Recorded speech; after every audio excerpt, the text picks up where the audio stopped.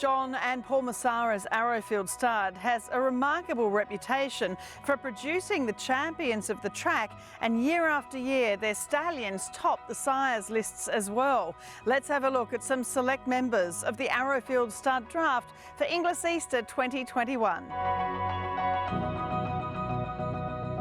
Coming to see these yearlings here at Arrowfield Stud leading into Inglis Easter every year is just such a thrill. These wonderful pedigrees that go on and achieve so much greatness on the racetrack. And again, you've had a stellar year with your graduates. Yes, it's been a great year, Caroline. The horses have put their best foot forwards on the racecourse for us. Fantastic that we've been able to race, of course, with everything that's going on globally. But yeah, it's been a great year, and we're very excited going into the autumn carnival now.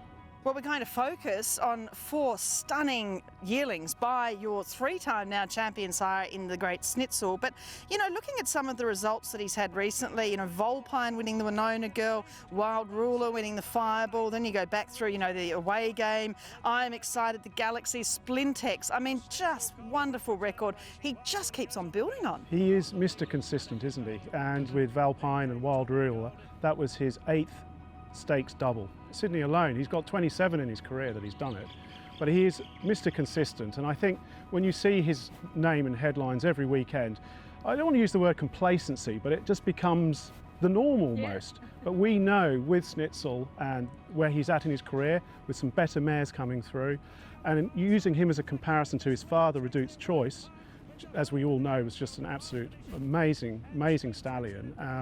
That he's going to do he's following a very similar path to Redoute's Choice.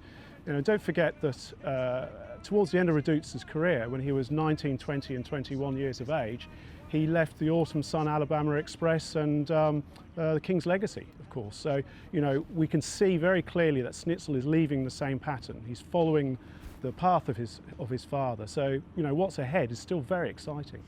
Well, it certainly is. When you look at the mares in particular, look, he's had these gun mares for a long time, but this is just the creme de la creme. The first one we look at here for Inglis Easter 21 is lot 45 from Rising Romance, just an outstanding looking colt. And this is a really interesting cross. The dam was a star Kiwi filly. She won the AJC Oaks. She was second in another 6 Group 1s, including the New Zealand Derby and the Caulfield Cup, just a superstar. But she's by Ekra, who's a Red Ransom half-brother to Hassane, who we know works so well with this sire line. And what a cracker of a yearling he is. And it's that Roberto cross again as well, which was responsible for Estijar. But he, as you said, he's an outstanding type. You know, a lot of good judges out there, he'll be easily spotted. He's a bit of a standout horse. He's got that symmetry. He's got that beautiful slant to his shoulder and you know, great length from his hip.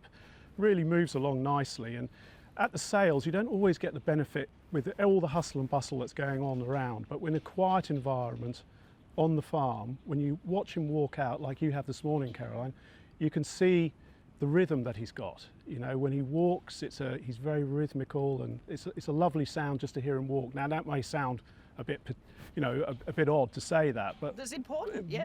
Very good horses often have that really nice rhythmic walk, and he really uses himself, lovely loose moving action. The proven race mares, you know, they really do. There's a bit of a misconception, some of them don't leave horses as good as themselves. They really do, 9 times out of 10, but they obviously don't get as many opportunities as the stallions. But this is a fabulous mare producing a wonderful looking colt. Absolutely, and as we all know, all of us in this game, the horse game, there are no certainties, but what you can do is increase your probabilities. So, you know, with a pedigree like that and the looks to match, you know, you're really getting closer, you would hope, to getting that result that you really want to achieve. Just generally when horses are sold and they make a lot of money, that they go on to perform on the race course. Estajab's an obvious one there. It's just reassuring to everyone, all of the breeders, that, you know, you can get those results. It's very satisfying. And it is trial and error, isn't it, in the industry? You're really trying to match up the mares with these gun stallions too that really work. And I tell you what, this filly does. Lot 344 by Snitzel from Ifranesia. The dam by Ifraj, who's a wonderful sire of sires and broodmare sire. The dam was a 9-time winner, a stakes winner in France, so obviously one tough race filly. And this is typical of the top Snitzel fillies that you'll see. Really sensible, with her ears pricked and beautifully put together. And wow, that action she has is superb. And the temperament too. You know, it's something that a lot of agents and prospective buyers focus on, is the mental demeanour of these horses. And as you've seen this morning, Caroline, she just takes it all in a stride.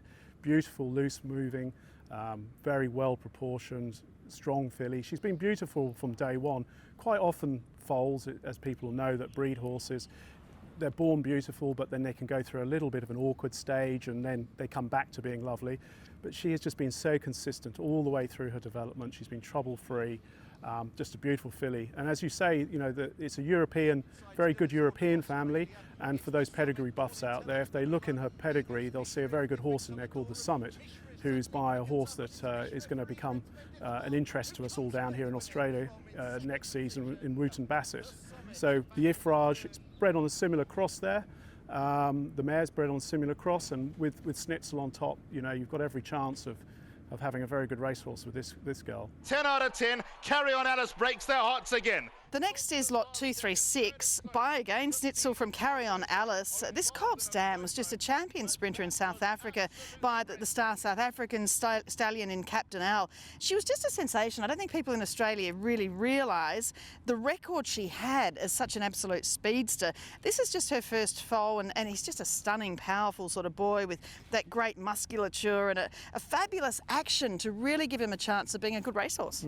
Well, Carry On Alice was South African racing royalty. We had Winks and they had Carry On Alice. Yeah. She won 11 starts, 5 of them at Group 1 level, so she was very special, and she retired as champion sprinter and champion older mare. So fantastic mare, and again, pedigree buffs. It's the Roberto line again. Captain Al was one of their champion stallions in South Africa, and bred on the Roberto line. So that and a mixture of Snitzel, we know that it's a winning recipe, that one.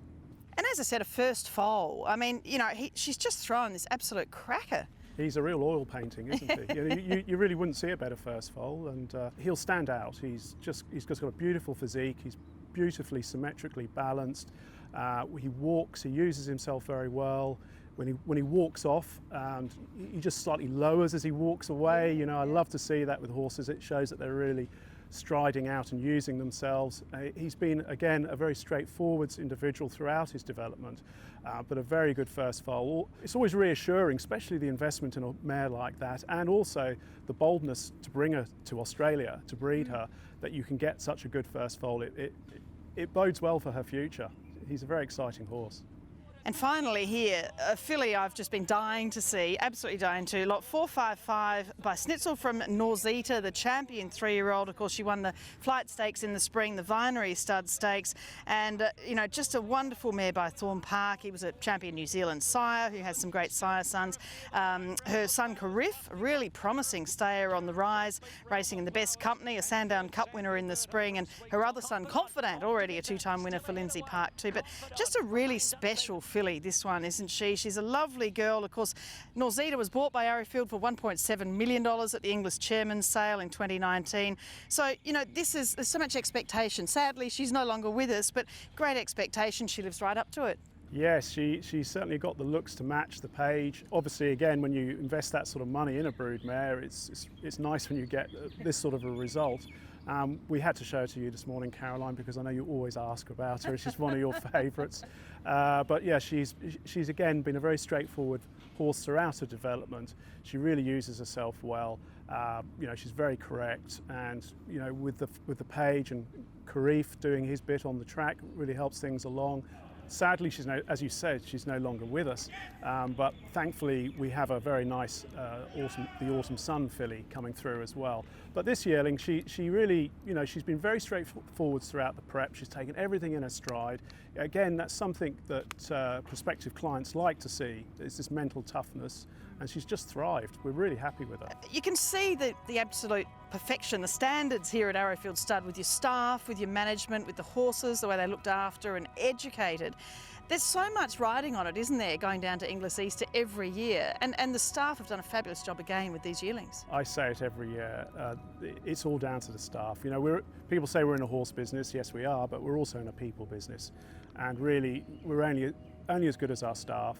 Happy staff, happy horses. But the real art, led by our yearling director, Nigel Bentley, is getting these horses ready for the day. You know, flowers don't all bloom at the same time, but what he's actually trying to do is get all of these horses to bloom on the day, ready for the sales, and he's doing a marvellous job. The team are just so dedicated. You know, nobody wears a watch. They just come in. When the job's done, then they go home. You know, they're so invested in these horses. So yeah, you know, without them, we wouldn't be in the position we are. Big footsteps to fill though, all these yearlings, aren't there? We do feel the pressure a little bit, you know. They are a very special group of horses, and you know, this is a culmination of Arrowfield's 30 years. It just doesn't happen, you know.